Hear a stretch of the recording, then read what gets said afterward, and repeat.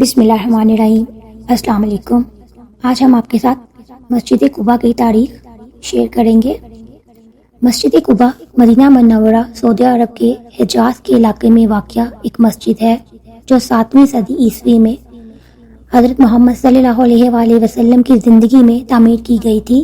یہ دنیا کی پہلی مسجد ہونے کا خیال کیا جاتا ہے جو مدینہ منورہ میں ہجرت کے پہلے دن تعمیر کی گئی تھی۔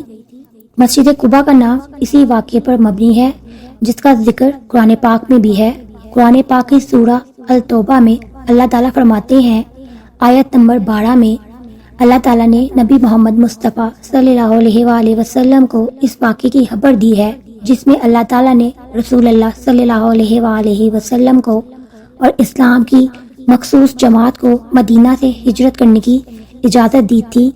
مسجد قباء کا نام اس آیت کے میں بھی آیا ہے اور یہاں پر اسی واقعے کی یادگار بنی ہے۔ مسجد قباء کا شمار اسلام کی 5 مقدس مساجد میں ہوتا ہے۔ یہ مسجد مدینہ منورہ سے تقریباً 6 کلومیٹر کے فاصلے پر واقع ہے۔ یہ مسجد ایک مربع شکل کی ہے اور اس کا رقبہ تقریباً 10,000 مربع میٹر ہے۔ مسجد میں ایک مینار ہے جو 45 میٹر یعنی کہ 148 فٹ لمبا ہے، بلند ہے۔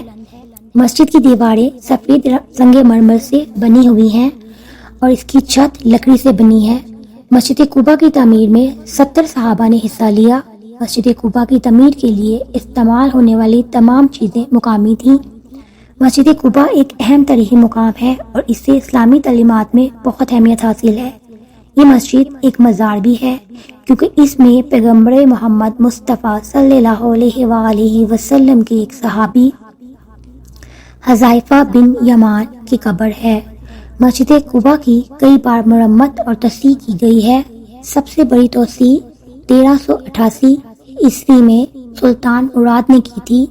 اس توسیع میں مسجد کی دیواریں بلند کی گئیں اور اس میں ایک مینار تعمیر کیا گیا۔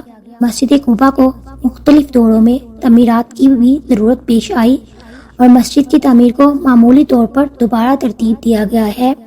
مسجد قباء کی اہمیت کی بات کرتے وقت یہ ضروری ہے کہ اس کی تاریخی پس منظر کو سمجھا جائے۔ یہاں پر چند نکات ہیں جن پہ غور کر کے ہم آپ کو مسجد کی اہمیت کا واضح کرتے ہیں۔ حضرت محمد صلی اللہ علیہ وآلہ وسلم کی زندگی کے اہم حوالے میں مسجد قباء کا بھی شمار ہوتا ہے۔ حضرت محمد صلی اللہ علیہ وآلہ وسلم نے مدینہ میں واقع مسجد قباء کو اپنی عبادات کی جگہ میں شامل کیا اور وہاں معمولی طور پر حدیث کی تعلیم بھی دیتے تھے۔ ان کی آخری روایات بھی مسجد قباء میں حاصل ہوئی ہیں اور اسی جگہ پر حضرت محمد صلی اللہ علیہ وآلہ وسلم نے اپنی آخری عبادات کی ہیں۔ مسجد قباء میں اسلامی تعلیمات کی تقسیم کا مرکز بھی بنا اور حضرت محمد صلی اللہ علیہ وآلہ وسلم نے اپنے صحابیوں کو انفرادی طور پر تعلیم دینے کے لیے مسجد قباء کو استعمال کیا۔ یہاں پر مخصوص تعلیمی پروگرام انعقاد کیے جاتے تھے اور اسلامی تعلیماتی منصوبوں کی بنیاد بھی مسجد قباء پر ہی رکھی گئی ہے۔ مسجد قباء عبادات کی جگہ کے طور پر بھی اہمیت رکھتی ہے۔ حضرت محمد صلی اللہ علیہ وآلہ وسلم اور ان کے صحابیوں نے مسجد قباء میں نمازیں اور دوسری عبادات ادا کی۔ اس مسجد کی مخصوص اہمیت اس لیے بھی ہے کہ حضرت محمد صلی اللہ علیہ وآلہ وسلم نے اس مسجد کی بنیاد خود رکھی اور اسلامی عبادات کے لیے رکھی۔ حضرت ابوبکر صدیق رضی اللہ عنہ کی قرارداد بھی مسجد قباء میں ہی منظور ہوئی تھی اور یہ قرارداد ان کے حکومتی اختیار کی تصدیق کی تھی اور اس کی بنیاد بھی یہیں سے رکھی گئی تھی۔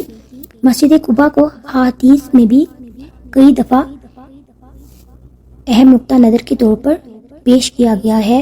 حضرت محمد صلی اللہ علیہ وآلہ وسلم نے اس جگہ پر کی گئی عبادات کو مکمل اجر کے ساتھ ذکر کیا ہے، یعنی کہ جو کوئی مسجد قباء میں نمازیں پڑھتا تھا اس کو اس کی عبادات کا بہت اجر ملتا تھا۔ مسجد قباء کی تاریخ اور اہمیت کے ساتھ ساتھ یہاں پر حضرت محمد صلی اللہ علیہ وآلہ وسلم کی حدیثوں میں بھی بہت اہم کردار ہے۔ مسجد قباء کے متعلق چند احادیث جو ہیں وہ یہ ہیں۔ حضرت عبداللہ بن عمر رضی اللہ تعالیٰ عنہ سے روایت ہے کہ حضرت محمد صلی اللہ علیہ وآلہ وسلم نے مسجد قباء تشریف لے جاتے اور اس میں 2 رکعت نماز پڑھتے۔ سید بخاری حدیث نمبر 1191۔